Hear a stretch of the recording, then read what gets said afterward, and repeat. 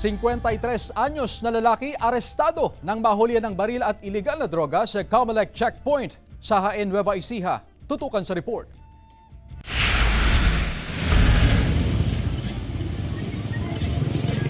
Habang nagbabantay sa Comelec Checkpoint sa Jaén, Nueva Ecija,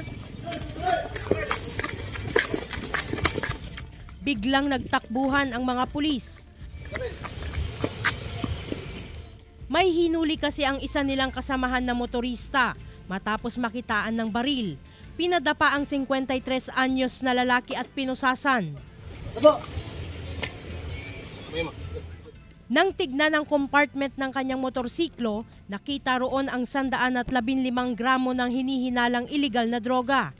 Ayon sa pulisya, sinita ang lalaki dahil wala siyang suot na helmet. Base sa investigasyon, galing sa ibang probinsya ang iligal na droga na ibinabagsak ng sospek sa Nueva Ecija. Tumanggi siyang magbigay ng pahayag. Sa laki ng volume ng nakumpiska nating illegal drugs ay at pag nasampahan na natin siya ng kaso, papasok po ito sa no bail recommended.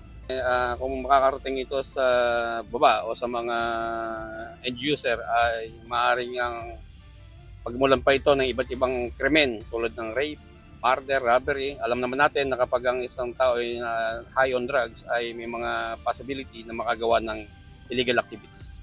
Glam Calicdan, D-Zone, 1 North Central Luzon.